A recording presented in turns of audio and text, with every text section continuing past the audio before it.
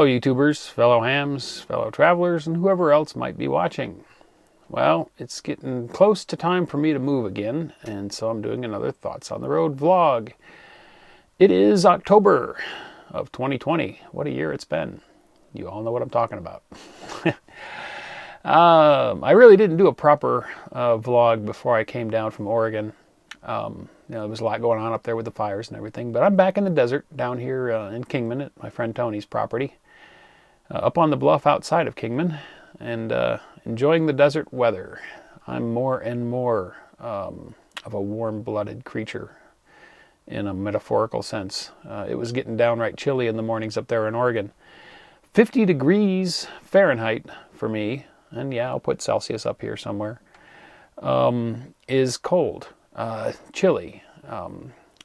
Over the last 20 years or so, the Midwest winters back in Indiana were starting to get just more and more intolerable for me as my circulation got worse. And now it's to the point where I don't get comfortable until I reach 80 degrees Fahrenheit. Then I start to feel okay, and up around the low 90s it starts to feel a little warm. And that's where the temperatures are here when I came down. I'm following the temperatures as I move around, and here in Kingman this coming weekend it's going to be getting down into the 70s for the highs, Fahrenheit, Celsius, which is comfortable for most people. But for me, I've been watching Quartzsite. I want to get down to my quiet spot there and enjoy some solace for a while and get back into playing radio and put up a good antenna. Here in Kingman, I've just been on the little chameleon whip, which gets me out okay on 40 meters, does pretty well on 20. But I want to put the doublet back up. I really want to get the doublet back up. I've been missing that antenna. And I want to get the end-fed 160 meter back up. And it's starting to quiet down on the lower frequencies. We're coming into fall, and then winter follows, and the thunderstorms are fewer and farther between, so those lower frequencies are getting a lot quieter. And activity is no doubt picking up, and I'm still wanting to get on 630 and make a contact or two with my CW transmitter. So yeah, looking forward to getting down to my spot down there around Quartzsite, Arizona. And I'm leaving next weekend. So yeah, getting ready to move again. And then the winter months will be in the southwestern corner, a Quartzsite until probably mid-November, and then down to Yuma and hang out with the Rat Pack through December and January, and then start migrating north again. And James and I were talking about next summer. Oregon was fun. I really enjoyed visiting with the folks up there. I loved the trees and the wooded areas, seeing it and hanging out up there for a while, sitting down at the river. But the humidity really got to me. And then now it's raining up there, and I was kind of missing the desert there towards the end, and I'm enjoying being back. Oh, desert wildlife. I finally got a chance to photograph something I've been wanting to photograph. Scorpions. Some of you might not know this. I'm sure most of you do. But scorpions fluoresce under blacklight. We had a big scorpion come by the campfire a few nights back, and I got my blacklight out, and here you can see a comparison. Here's a photo of the scorpion taken with regular light, and next to it, under the blacklight, and you can see it glows really bright green. I was doing some research. I thought I'd do a video on why scorpions fluoresce, and I couldn't find a definitive answer as to the chemistry. They still, I guess, haven't figured that out, or maybe nobody's really studied it. Lots of theories about how they evolved to fluoresce like that. You'd think right off the bat, well, it makes them more visible, because they'll even fluoresce in moonlight. But one of the more promising things I ran across was a theory that since their eyes are not sensitive to ultraviolet and that type of light, their self-fluorescing might be their own way of seeing when they are visible and signaling them to hide. And there's been experiments done where indeed scorpions with their eyes blocked tended to use their own self-fluorescence as a clue to go hide, get out of the light, make myself invisible so I don't get caught. because they're nasty. They got that stinger on their tail. I've never been stung, but I've talked to people that have. And these scorpions are not like venomous they're not deadly venomous to people. But as I understand, it hurts like heck and can cause muscle cramps and can last for hours. So I don't want to be stung. So I've used the black lights to look at my path when I'm walking back to the RV in the desert in the dark to keep an eye out for them. But this was the first chance that I had to photograph one. And I even shot some video of this guy running under the black light. Isn't that creepy cool? Oh, I dig it. It's fun. It reminded me of getting a chance to photograph the tarantula last season down here that we caught. I also caught a camel spider, which is not a spider. It's not an arachnid. It's an arthropod, but I don't think it's an arachnid. And here's a picture of it in the jar. Had a chance to study it for a little while. They're an invasive species here, brought back from the Mideast, I think, and released, and they're flourishing. So, yeah, they're around. I'd seen only a couple, and when this one came walking by my rig, I caught him so I could look at him and study him for a little while. And then tossed him off in the bushes. In retrospect, I probably should have killed it because, like I said, they're invasive here. But yeah, I wasn't thinking. Or maybe I was thinking. I don't know. Anyway, yeah, it's getting time to move. I know some of you hate these vlogs. I know a lot of you like them. Just a side thought. So I'll keep doing them. Yeah, winter time down here. The usual things are going to be going on. There's probably going to be a ham fest in Yuma in January. I don't know. We'll have to see, what happens with COVID. I do know that Quartz Fest has been canceled as an official event, meaning there won't be the whole Quartz Fest thing with the tents and the seminars and all the structured, organized thing. I do know that several of the people that normally attend it are going to just gather at the area, probably social distancing and all that. And I'll probably go there just to see what's going on. I mean, I'll only be 20, 30 miles from it, so I'll come up there from Yuma in January, and we'll see who's there, and I might probably do a video on who's there and what's going on. If I see anything notable, there might be some interesting stuff. And I might come up with something to do while I'm there too, so we'll probably go to that. But I'm looking forward to getting back on the air with some decent antennas and doing some more radio stuff. I've had a little bit of a break from radio, and spent my time on some of my other interests, doing some metal detecting and things like that, and looking at the wildlife and doing some audio recording. The other night, right out here in the field, right next to the yard, probably only 100 yards away, there was a couple of coyote having a conversation or an argument, and I had a really good opportunity to record one of the coyote. I got some very clean recordings. So for those of you that have never heard the sounds a coyote makes, here's a little clip of a coyote outside my rig the other night, talking about whatever it is they talk about.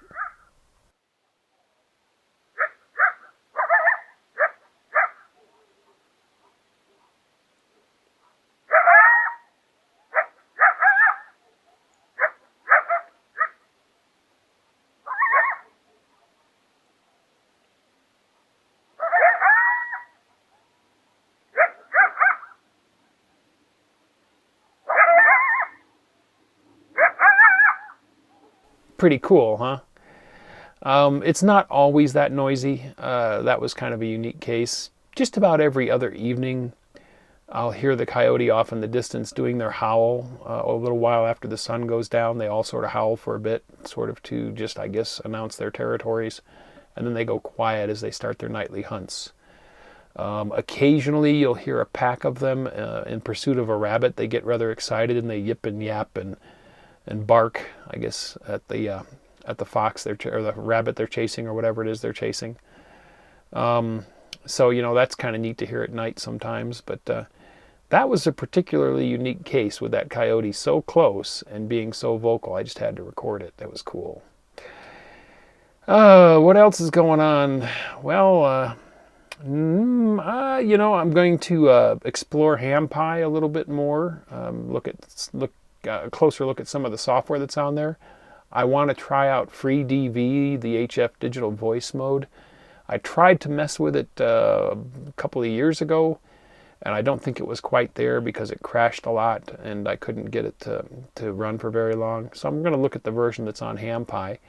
And speaking of hampi, that's the Raspberry Pi image that's ham radio oriented. Previous video, go back on my channel and look at that video if you're at all interested. It's a great, fairly complete image with most of the amateur radio software for Linux pre-installed. So it's a good image to start with if you're new to the Raspberry Pi and you're wanting to explore it with ham radio. That would be the one I would install. Dave Slaughter, the ham that created it, I don't remember his call sign off the top of my head, but it's in the video. He using the tools that he used to build hampi, he automated the build with Ansible, and using those same tools, he duplicated the build using, I think, Debian Linux under x86, for like laptops and desktop computers, your modern Intel or AMD based computers. And he's fine-tuning that build. So he's going to have a release for the laptops and the desktop computers. So if you're at all curious about Linux, you want to play around with Linux and ham radio, that might be the release to go with. He's not done with it yet. He's going to let me know when he is, and I'm going to beta test it, and I'll certainly review it. It's going to be nice to see something like that come along to take the place of Skywave Linux, which, as I commented in the previous video, has kind of it's not good for a beginner or new user or just a general user anymore. It's more of a programmer's distribution. That's my opinion, speculation, whatever you want to call it. It's I'm not stating it as fact. It's just, to me, it no longer looks like a good distro for somebody who's wanting to explore Linux and ham radio. Hampi, redone for the x86 architecture for your Intel and AMD CPUs and running on your laptops or desktops. That's got me a little excited. I'm looking forward to taking a look at Dave's release for the x86 machines. But if you're interested at all in Raspberry Pi, yeah, it's a good one to start with and play around with. Everything's there. It's easy to go. Yeah, you can see it in the previous video. So that's going to be coming up. I'm thinking about some antenna projects, experiments that I want to do. I got a silly one that I want to do. I mean, silly in that I don't know if that it's a practical thing. It's more of a curiosity thing with the doublet. And I might talk about that in the video if I decide to do it. Yeah, I'm just going to start playing around with radio a bit more once I get down there. And so there'll be more radio-related videos. I might try to think of something to build, maybe a project to design. Most of my past projects have been out of necessity for my own needs. When I've needed a 630 meter transmitter, I built a CW transmitter. When I needed a rig interface, I designed the Arduino box, which is still a surprisingly popular design. I still get messages and pictures from people that of their builds and their work with the project, and so it's always been something out of necessity, something that I've needed. And of late, I've been pretty well set up. I've got the desk like where I want it. I've got the radios where I want them. I've got everything working pretty well. I haven't had anything that I've needed to build, so I don't know.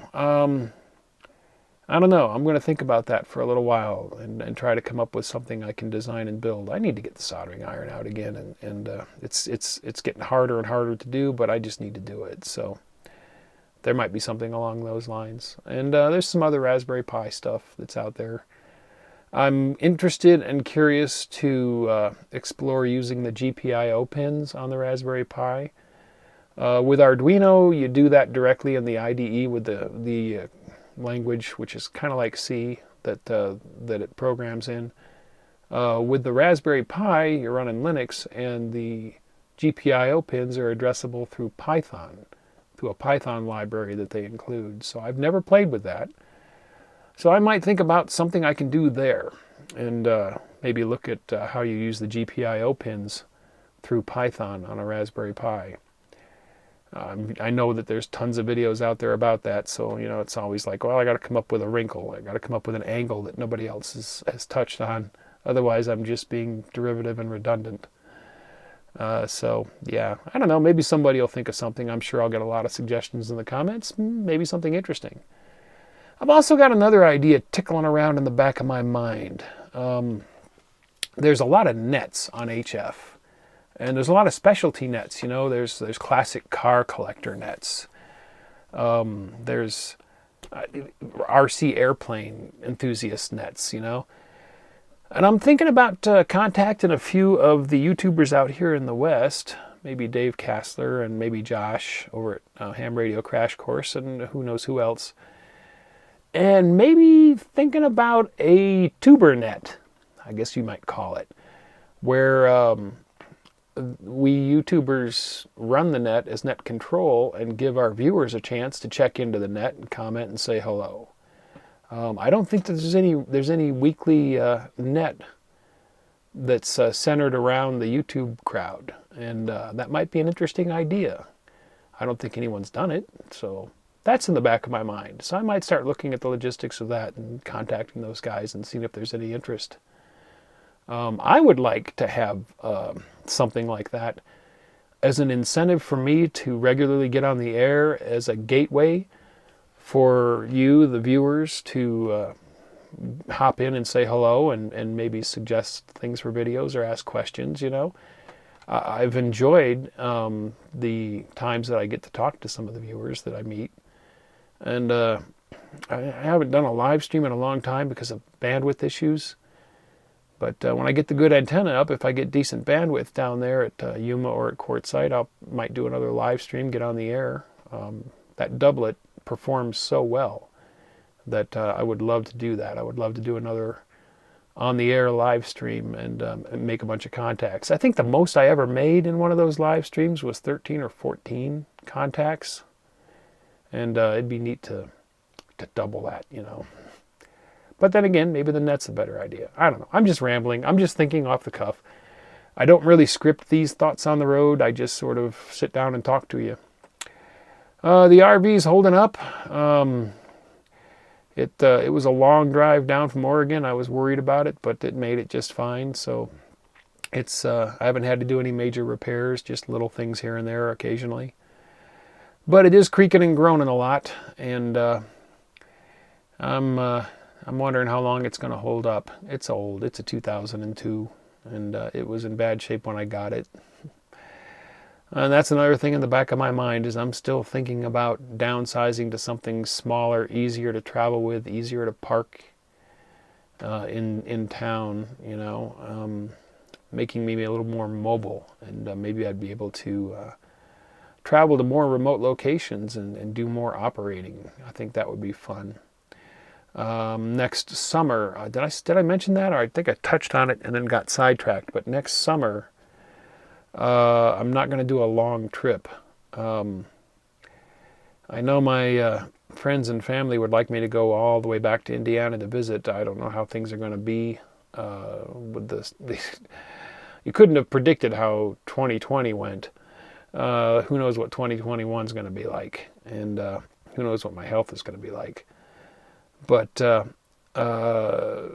plan that's starting to form is that next summer, after the heat drives me back up here to Kingman, James, KB7 TBT, he's parked, 100 yards over that way. He and I were talking about maybe following one of the other guys from the Rat Pack down in Yuma, Joe, who's right now in northern Arizona somewhere. He bounces around several different BLM, Bureau of Land Management, public land areas through the summer, up north and up in altitude where it's cooler. And we were talking about maybe following him around next summer. So it would be 2 weeks here, 2 weeks there, 2 weeks there, kind of looping around northern Arizona where it's cooler. and then making our way back down here to Kingman somewhere around October or so, or September, before then dropping back down to the Southwest for the winter. So next summer, if things go well and I'm still traveling and making videos, which I hope I am, we might be bopping around, just doing a lot of remote operating in these different areas in northern Arizona where there's trees and different geography. So that's kind of the long-term plan. So those are the things I'm thinking about, and those are the things that are going on. Oh, it's nice and sunny and warm here, and next week it'll be down in Quartzsite. Highs will be in the upper 80s to low 90s, which is just about perfect for me. So I'll be heading down there, getting the doublet back up. I'm going to modify it a bit, and getting back on the air. So future videos will be more radio oriented. I know some of you are going, yay! Some of you are going, yay! Yeah. I just needed a little break there from radio for a bit. It was getting burned out, so now I'm ready to get back in. I've been getting on the air here. Just checked into the early bird net over on 40 meters this morning, and yeah, looking forward to getting back on the air and doing some more radio stuff once I get to Quartzsite. So I have talked for 21 minutes. 21 minutes? I must have talked about a lot of stuff I probably shouldn't have talked about or wasted time with, or who knows, But I think that's long enough. I think that's enough blabbing for this blog entry. The next video, I will be down in Quartzsite with a proper antenna up, and it's going to be something radio related. So we'll see you then. Thanks for watching. If you enjoyed the video, don't forget to give it a thumbs up. Also, if you're not already a subscriber, click to subscribe. Join us on the Facebook channel for discussion about the videos. And if you'd like to help support this channel, please click to support me on my Patreon page.